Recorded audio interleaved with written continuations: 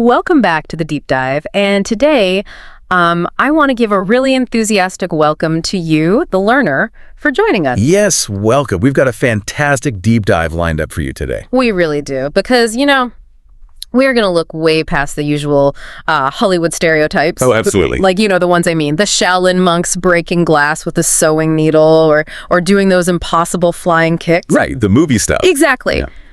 Instead of that, we are going to uncover a really profound, highly practical system for mastering modern life. And our source for this is just incredible. Yeah, tell them what we're looking at. We are diving into excerpts from the book Shaolin Spirit The Way to Self-Mastery by Shi Heng Yi, written with Stephanie Koch. And our mission today really is to extract that ancient wisdom, the physical practices, the mental frameworks of the Shaolin tradition. And we want to decode exactly how you, the listener, can apply them to find balance, unshakable focus, and authentic purpose in what is basically a totally chaotic modern world. Okay, let's unpack this because... Wait, that's my line. Oh, sorry, go ahead. All good. Okay, let's unpack this. Because the surprising contrast here between the mystical image of Shaolin that we all know Right. and the highly practical step-by-step methods in this book, it's just amazing. It's not about mysticism at all. No, not at all.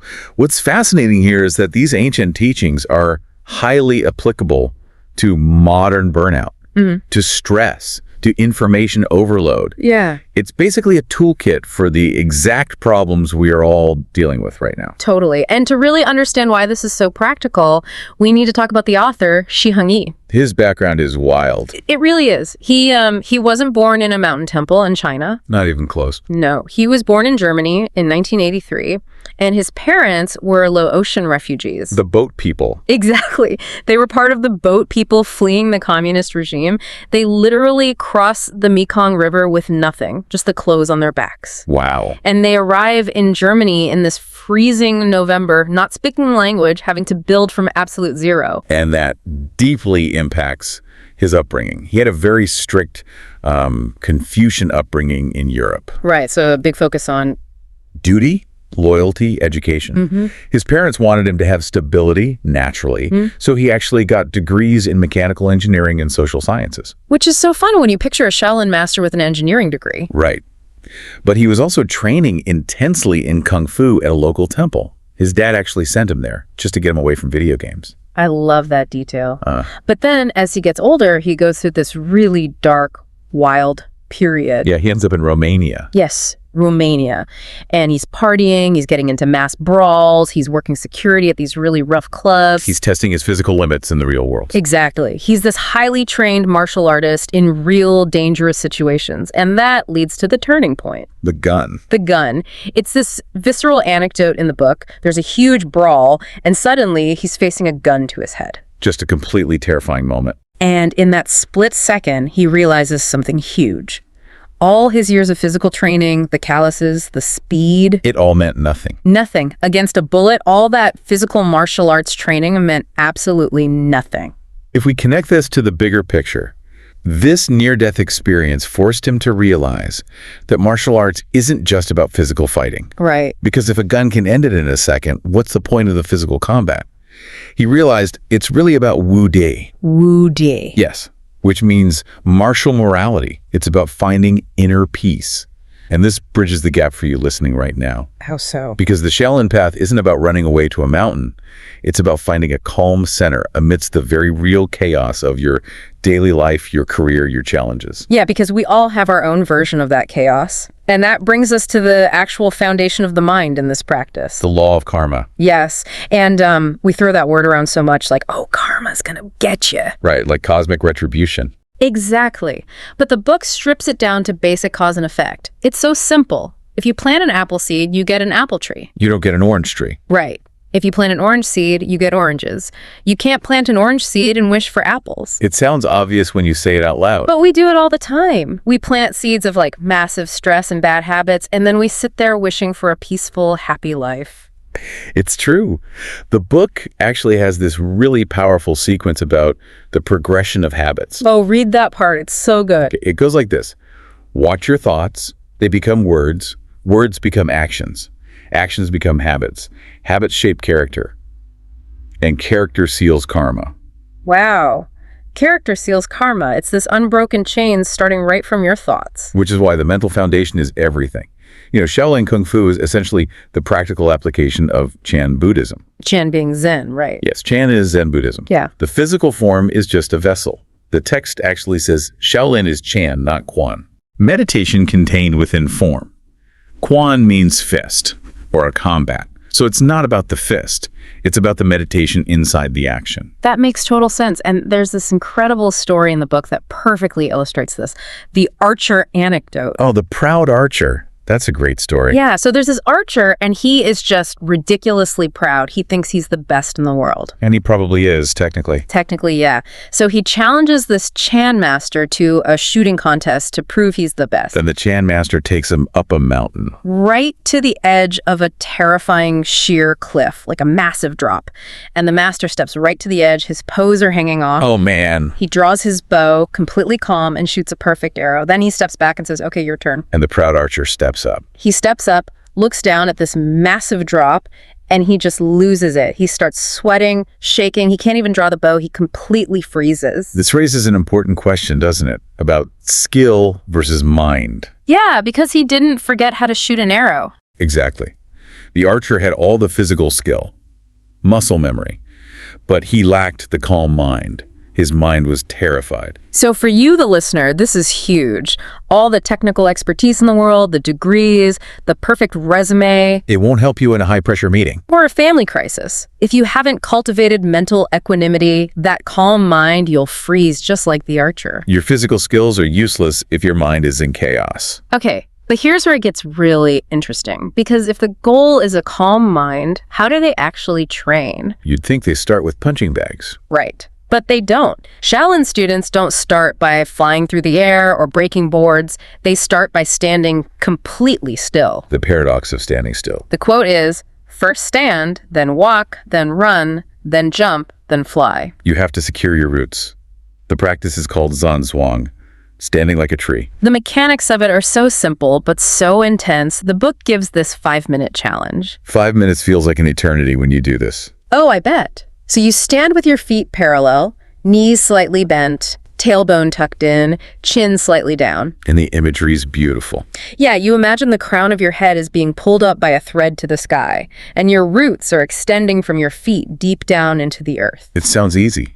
Oh. But physiologically, when you stand still like that, your body immediately highlights where you are holding unconscious tension. It's like your shoulders start screaming. Exactly. The modern stress we carry, it gets locked in.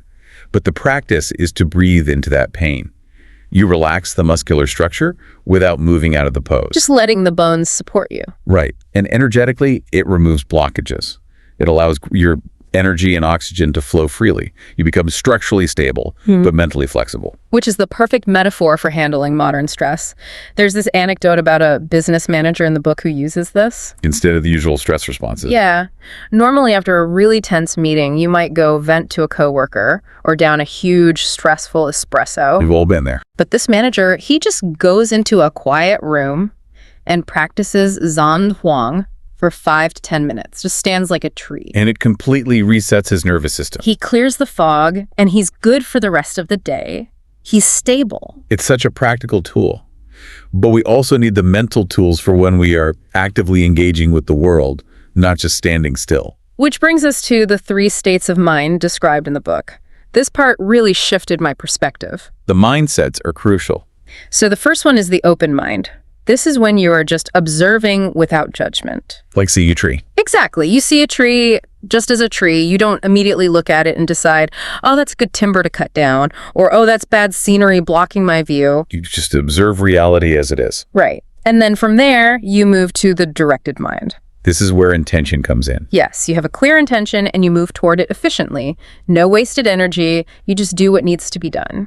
But then there's the third one. The stubborn mind. And this is the trap. It really is. The stubborn mind is when you are pushing exhaustingly against reality. You're making decisions based on external expectations, not reality. Like trying to force a career path just because someone else wants it for you? Exactly. And it drains your energy completely. You have to learn to drop the stubborn mind, return to the open mind, and then use the directed mind to actually move forward. And to help you navigate between these mindsets, the tradition uses Wu Di, the virtues. Virtues as practical tools. Yes. They aren't just nice ideas. Think of them as crash barriers for your life. I love that analogy. Crash barriers. When you start swerving off the road, the virtues keep you from going over the cliff. Take self-control, for example. In daily life, that's huge. It is. It's the discipline to eat one piece of chocolate instead of the whole bar. Or like having the self-control to take a deep breath instead of yelling at a moody boss. Exactly. It keeps your career from crashing. Mm-hmm. And another huge one is compassion over anger. Oh, the Buddha quote in the book. This hit me hard. It's profound.